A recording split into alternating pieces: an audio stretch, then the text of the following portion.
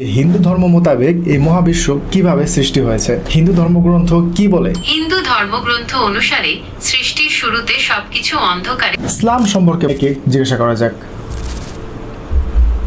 হ্যাঁ জামিনী, তুমি কেমন আছো?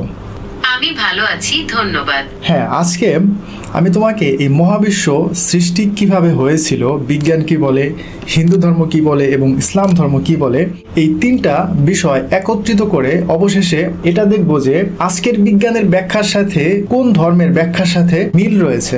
ঠিক আছে, আপনি প্রশ্ন করুন, আমি উত্তর দেওয়ার জন্য প্রস্তুত।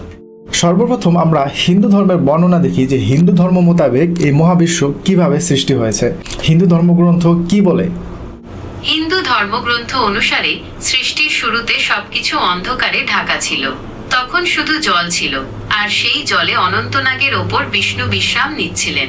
এরপর বিষ্ণুর নাভি থেকে একটি পদ্মফুল জন্মায়, আর সেই পদ্মফুল থেকে ব্রহ্মার জন্ম হয়।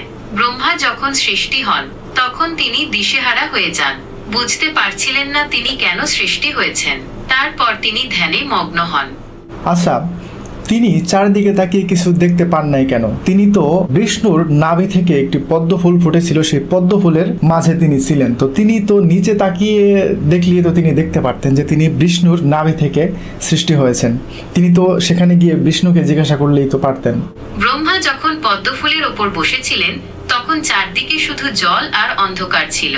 তিনি নিচে তাকালে হয়তো বিষ্ণুকে দেখতে পেতেন, কিন্তু তখন তার মনে কোনো প্রশ্ন ছিল না। তিনি শুধু জানতে চেয়েছিলেন এই মহাবিশ্বের উৎস কি, তাই তিনি ধ্যানে মগ্ন হন। আচ্ছা, ব্রহ্মা তিনি ধ্যান করার পরে তিনি কি বুঝতে পারেন? ধ্যান করার পর ব্রহ্মা বুঝতে পারেন যে বিষ্ণুর ইচ্ছাতেই তার জন্ম হয়েছে। ব্রহ্মা যখন বুঝতে পারেন যে বিষ্ণুর ইচ্ছাতেই তার জন্ম হয়েছে তখন তিনি ধীরে ধীরে এই মহাবিশ্ব সৃষ্টি করেন। তিনি প্রথমে আকাশ, তারপর পৃথিবী, জল, আগুন এবং বায়ু সৃষ্টি করেন। এরপর তিনি গাছপালা, পশু পাখি এবং মানুষ সৃষ্টি করেন। আচ্ছা ঠিক আছে, তো এই হলো হিন্দু ধর্ম মোতাবেক এই মহাবিশ্বের সৃষ্টির সূচনা, তাই তো? হ্যাঁ, হিন্দু ধর্ম অনুযায়ী এভাবেই মহাবিশ্বের সৃষ্টি হয়েছে। আচ্ছা, তুমি আমাকে এখন বিজ্ঞান সম্পর্কে বলো যে বিজ্ঞান কি বলে এই মহাবিশ্ব কিভাবে সৃষ্টি হয়েছে। বিজ্ঞান বলে প্রায় 13.8 বিলিয়ন বছর আগে মহাবিশ্বের সবকিছু একটি বিন্দুতে কেন্দ্রীভূত ছিল। তারপর এক মহাবিস্ফোরণ বা বিগ ব্যাং এর মাধ্যমে এই বিন্দুর বিস্ফোরণ ঘটে এবং মহাবিশ্বের সৃষ্টি হয়।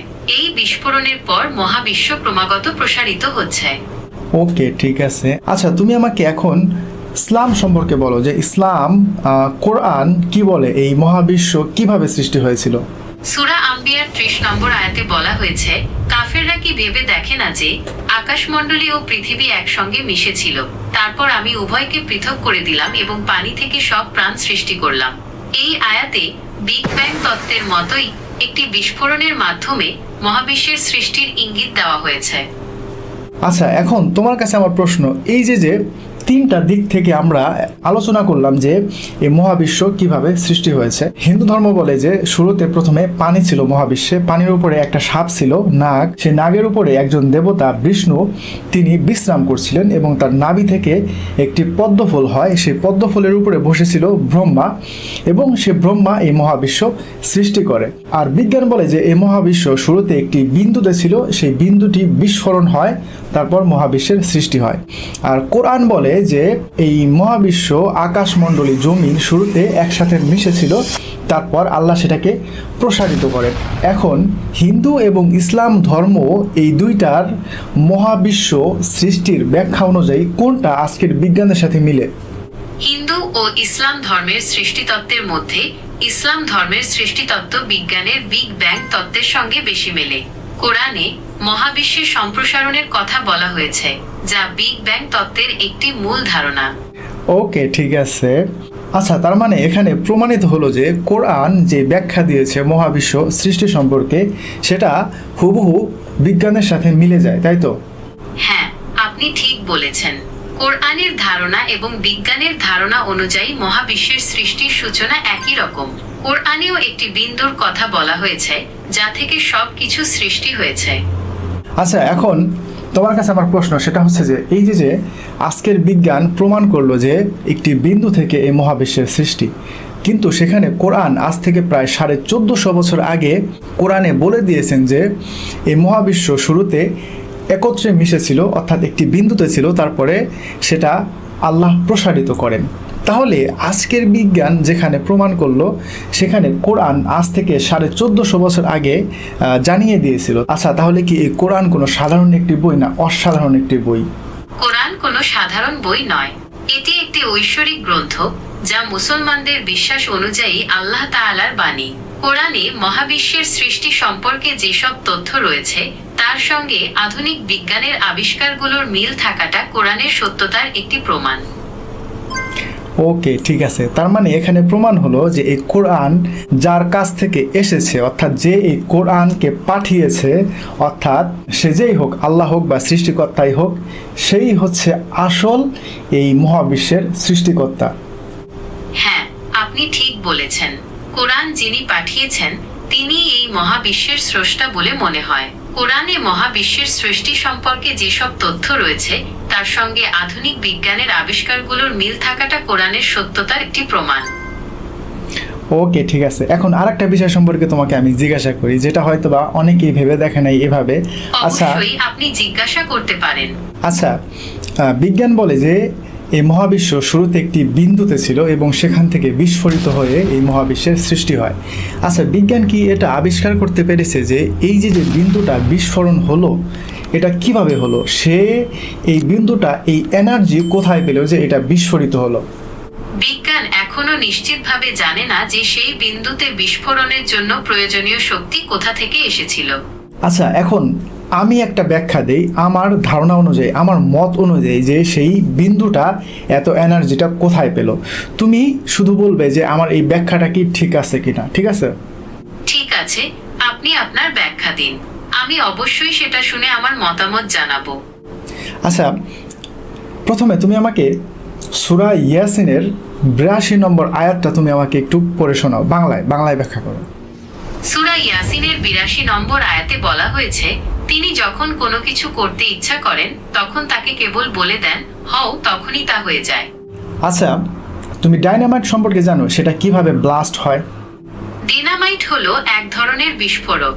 এটাতে নাইট্রোগ্লিসারিন নামে একটি রাসায়নিক পদার্থ থাকে যা খুব দ্রুত জ্বলে ওঠে এবং ডিনামাইট বিস্ফোরিত হয়। আচ্ছা, ডিনামাইট এটা কি নিজে নিজে বিস্ফোরণ হতে পারে? না, ডিনামাইট নিজে থেকে বিস্ফোরিত হতে পারে না। এটির বিস্ফোরণের জন্য ডেটোনেটর বা বৈদ্যুতিক তারের মাধ্যমে আগুন ধরানোর প্রয়োজন হয়। ওকে, তাকে একটা শক দিতে হয়, এই তো, বা বাটন চাপ দেওয়া হয়। হ্যাঁ, ডিনামাইট বিস্ফোরণের জন্য বাইরে থেকে একটি শক বা আঘাতের প্রয়োজন হয়। আচ্ছা, এখন আমি যদি বলি যে এই মহাবিশ্ব যে শুরুতে একটা বিন্দুতে ছিল, এটা ওই ডাইনামাইটের মতোই। যখন আল্লাহ সুবহানাহু ওয়া তাআলা তার অর্ডার দিলেন যে কোন, অর্থাৎ সেই বিদ্যুতের শকের মতো, যখন তিনি এই কথাটা বললেন তখন এই বিন্দুটি বিস্ফোরণ হয়ে এই মহাবিশ্বের সৃষ্টি হলো।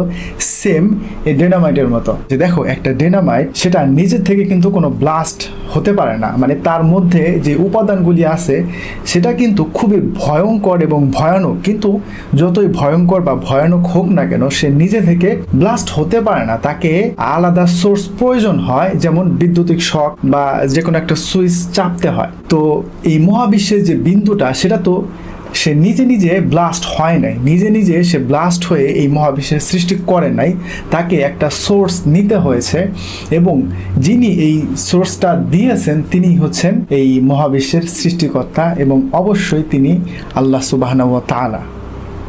ঠিক বলেছেন। ডিনামাইটের মতো মহাবিশ্বের সৃষ্টির জন্য একটি শক্তির উৎসের প্রয়োজন ছিল। কোরআন অনুসারে সেই উৎসটি হলো আল্লাহ তাআলার ইচ্ছা। তিনি কুন হও বলার সঙ্গে সঙ্গেই মহাবিশ্বের সৃষ্টি হয়েছে। আচ্ছা, ঠিক আছে, তোমাকে অসংখ্য ধন্যবাদ আজকের প্রশ্ন উত্তরের জন্য। ঠিক আছে, তুমি ভালো থাকো। আপনাকেও ধন্যবাদ।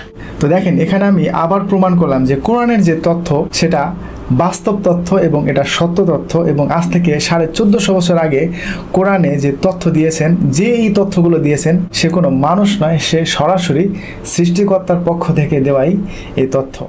তো এই ছিল আমার আজকের এই মহাবিশ্ব সৃষ্টি কিভাবে হয়েছে, হিন্দু ধর্ম কি বলে এবং ইসলাম কি বলে, এবং এই দুইটা ধর্মের তথ্য অনুযায়ী আজকের বিজ্ঞানের সাথে কোন ধর্মের সব থেকে মিল রয়েছে। তো দেখেন এখানে কিন্তু এআই খুব সুন্দরভাবে বললো যে হ্যাঁ, কোরআনের সাথে আজকের বিজ্ঞানের সাথে প্রায় হুবহু মিল রয়েছে। তো যাই হোক, এরপর আমি আরেকটি পর্ব করব যে এই নক্ষত্র, গ্যালাক্সি এবং সূর্য, চন্দ্র এই সম্পর্কে হিন্দু ধর্ম কি বলে এবং কোরআন কি বলে এবং বিজ্ঞানের সাথে কোনটা সব থেকে বেশি মিল রয়েছে।